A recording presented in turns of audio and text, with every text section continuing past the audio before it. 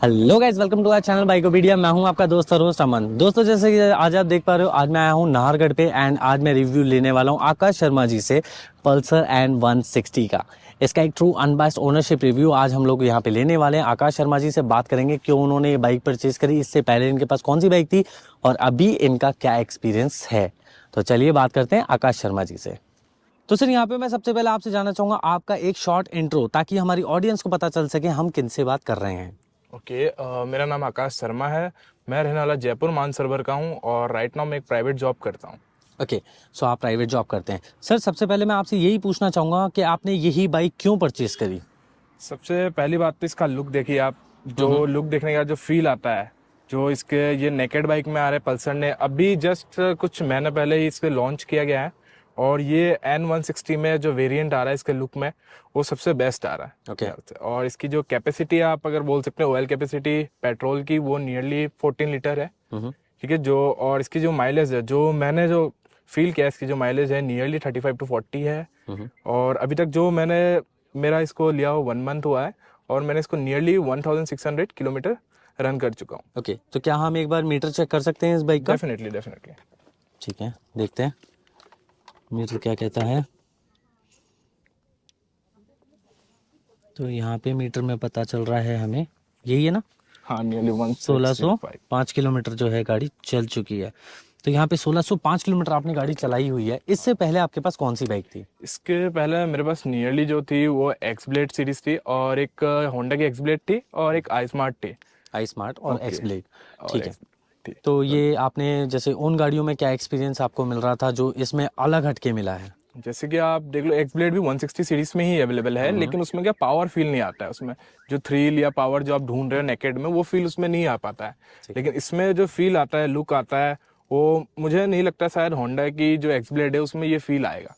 और इसकी जो सीट हाइट है वो भी आप चेक कर सकते हैं कि थोड़ा सा दूसरी बाइकों से ऊपर की तरफ है। ओके, तो आपकी हाइट कितनी है सर? मेरी नियरली हाइट है वो 5.5 करीब है। 5.5 करीब। हाँ।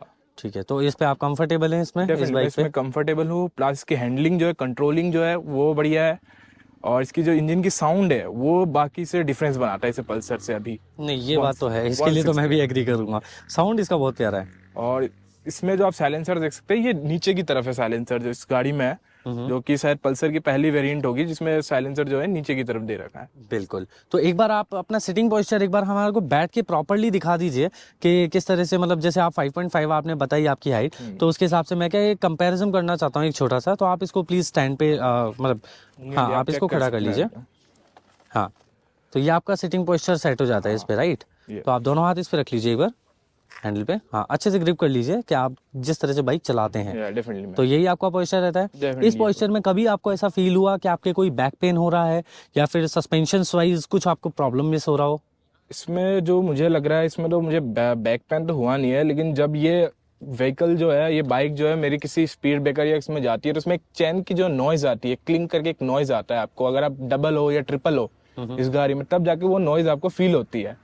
लेकिन ऐसे आप सिंगल अगर राइड कर रहे हो तो डेफिनेटली वो नॉइज नहीं आ पाती है। तो आपने डबल में ट्राई किया है, ट्रिपल में? डबल में भी ट्राई कर चुका हूँ मैं और ट्रिपल में भी ट्राई कर चुका हूँ। सर, वैसे अकॉर्डिंग टू रूल्स आपको पता है triple seats are not allowed. Triple में करना नहीं चाहिए, तो मैं कॉलोनी वगैरह में अपने जस्ट फ्रेंड्स के साथ जस्ट टेस्ट कर रहे थे दोस्तों के साथ। हाँ, क्या और बात इसमें है। एक और भी है फीचर, जो कि है यूएसबी पोर्ट है इसमें। आप यूएसबी पोर्ट है, कहाँ है? डेफिनेटली आप चेक कर सकते हैं, इसमें यूएसबी पोर्ट दे रखा है। अगर आप राइट पे जाते हो, डेफिनेटली अगर आपका फोन डिस्चार्ज हो गया, कैमरा डिस्चार्ज हो गया, तो इसमें आप चार्ज करके, और इसकी जो ये जो यूएसबी पोर्ट है ये आपके पेट्रोल के थ्रू कनेक्टेड है, ना कि बैटरी के थ्रू। जब तक आप स्टार्ट नहीं करोगे गाड़ी को तब तक चार्ज नहीं होगी। अच्छा, क्या बात है। क्या हुआ कि बैटरी कंजप्शन भी आपका बच गया।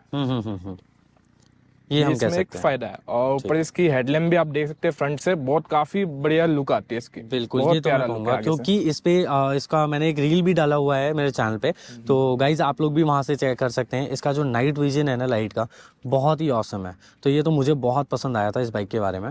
ठीक है, तो सर वैसे आपकी ब्रेकिंग इसकी कैसी लगती है आपको इस बाइक की? ब्रेकिंग इसमें तो डबल डिस्क एबीएस है, काफी बढ़िया है। क्योंकि मैंने एक बार, मुझे क्या हुआ, ट्रैफिक के बीच में नियरली 80 के करीब होऊंगा मैं, और सामने से कार आ गई थी जिसमें मुझे ब्रेक मारने में जो समय लगा, नियरली 4 to 5 सेकंड्स लगा था। ओके, तो ब्रेक के मामले में काफी बढ़िया है मेरे से।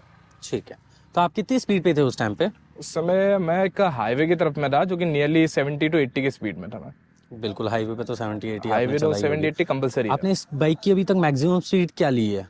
मैक्सिमम सॉरी, मैक्सिमम स्पीड आपने कितनी चलाई है मैं अभी तक? अगर मैं कहना चाहूँ आपको तो वैसे तो मैं नियरली इसको 105 ले गया हूँ। 105 ले गया हूँ। हाँ। अगेन मैं आपको टोकना चाहूंगा यहाँ पे ब्रो, घर पे कोई इंतजार कर रहा है, बस इतना ध्यान रखना। बस मैं यही मैं कहूंगा। बस इसकी टॉप स्पीड चेक करने के लिए एक बार 105 लेके गया हूँ, लेकिन ठीक है, उससे ज्यादा मुझसे नहीं हो पाएगा। यानी कि उससे आगे भी उससे ये जा ज्यादा जा सकती थी। सकता है क्योंकि मैंने ज्यादातर काफी मतलब अगर वीडियोस देखा हो तो उसमें 120 लेके गए हैं। हम्म, लेकिन मैं उससे ज्यादा रिस्क नहीं ले सकता हाईवे पर भी। बिल्कुल बिल्कुल, मैं इनफैक्ट कहूंगा कि 70 से ऊपर भी रिस्क लेना रिस्क ही होता है। रिस्की हो और जाता रिस्क है। चाहे छोटा हो चाहे बड़ा हो, रिस्क रिस्क होता है। ठीक है। सो इसकी बिल्ड क्वालिटी के बारे में क्या कहना चाहोगे? जो बिल्ड, ओवरऑल बिल्ड क्वालिटी मैं देख पा रहा हूँ यहाँ पे, कुछ फाइबर पार्ट्स भी हैं, मेटल भी हाँ है, तो डेफिनेटली। इससे ओवरऑल आप क्या कहना चाहोगे? ये आपकी जो लुक्स के लिए है ये तो फाइबर पार्ट्स है ओके, लेकिन जो इसका टैंक है जो इसकी हैंडल बार्स वो डेफिनेटली मेटल है। पल्सर है डेफिनेटली मेटल तो होगी होगी। बिल्कुल और ये बिल्कुल। हैवी है बाइक, आप अगर लेते हो कुछ 3% के लिए तो डेफिनेटली बाइक बहुत हैवी है, क्योंकि 3% डेफिनेटली हैंडल नहीं कर पाएगा इसको बाद में। क्योंकि अगर आप स्पीड में हो और आप चाहते हो हैंडलिंग करना तब प्रॉब्लमेटिक होती है ये चीज़। लेकिन अगर आप बल्क हो, बल्कि बॉडी आपकी डेफिनेटली बॉडी बिल्डर डेफिनेटली आपके लिए परफेक्ट हैंडलिंग बाइक है।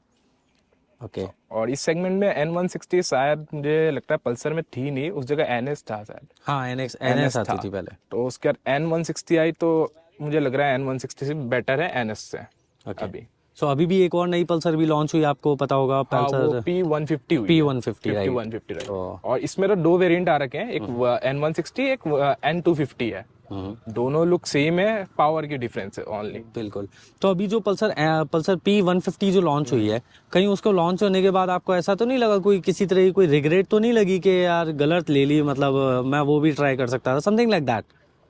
उसके मैंने P150 भी देखा था उसके बाद जब लेने के बाद, तो उसमें मुझे लुक वाइज तो ये बढ़िया लगी, बिल्ड क्वालिटी में भी ये बढ़िया लगी ज़्यादा मुझे, पावर के मामले में भी ये बढ़िया है। Okay. उससे 10cc अपग्रेडेड है ये। और उसके जो बैकलाइट की लुक है उससे भी मुझे लग रहा है ये बढ़िया है ज़्यादा, ये नेकेड में ये सबसे बढ़िया है मेरे ख्याल से। ठीक है, यानी कि कहीं से कहीं तक कोई रिग्रेट नहीं है किसी भी तरह का। रिग्रेट नहीं है मुझे इस व्हीकल को लेके। ठीक है। सो अभी तक आपने जैसे कि 1600 किलोमीटर ये बाइक चल चुकी है, आपने फर्स्ट सर्विस भी करवा ली होगी? हाँ डेफिनेटली, मैंने फर्स्ट सर्विस कराई थी आपको नियरली 600 to 700 किलोमीटर के बीच, जिसमें फर्स्ट सर्विस तो फ्री थी, लेकिन ऑयल प्लस चैन स्प्रे की जो प्राइस जो आई थी मुझे 1000 के करीब आई थी। ओके। ओके, और उससे ज़्यादा खर्च मुझे अभी आया नहीं। ठीक है। सो इसमें आपने जैसे कभी किसी लेडी को बैठाया है पीछे, जैसे कोई मम्मी को हाँ, बैठा लेते हैं अपन, definitely, नई गाड़ी होती है तो अक्सर, और वैसे भी बैठा ही लेते हैं, इसमें क्या है?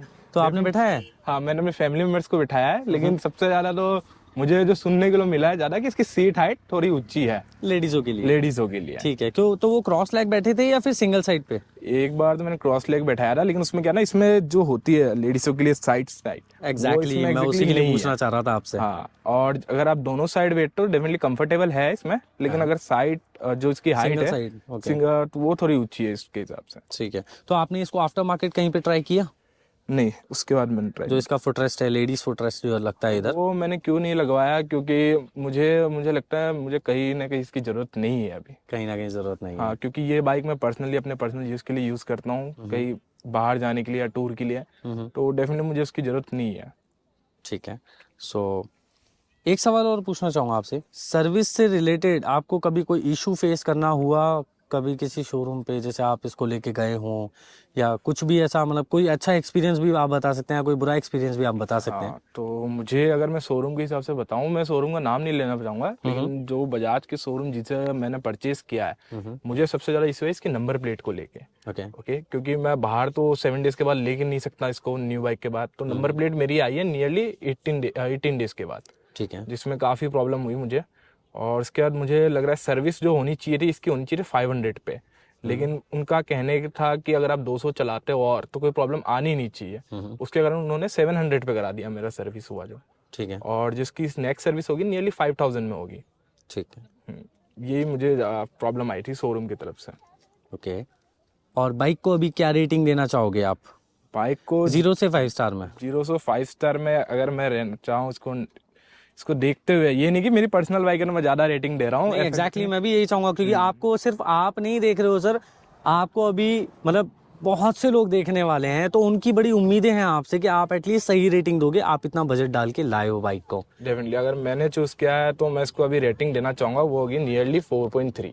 4.3। हाँ। ओके, सो इसमें 0.7 किस चीज़ के आपने डिडक्ट किए हैं वो जानना चाहूँगा मैं। 7 में इसकी जो डिडक्ट कर रहा हूँ मैं, इसकी जो नॉइज आती है ना डबल में, क्योंकि बेसिकली डबल तो सीटर बनता है इसमें चलाने के लिए टूर पे, तो वो नॉइज की वजह से मुझे लग रहा है कहीं ना कहीं प्रॉब्लम आएगी।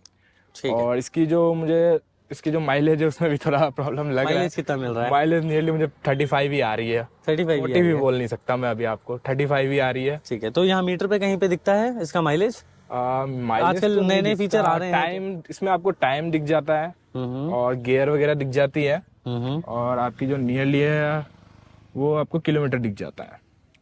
ठीक है, तो ये सारी चीज़ें अपने को इसमें दिख जाती है। ओके, एडिशनली आप कुछ बताना चाहें बाइक के बारे में, या फिर हमारी ऑडियंस को कोई मैसेज देना चाहें?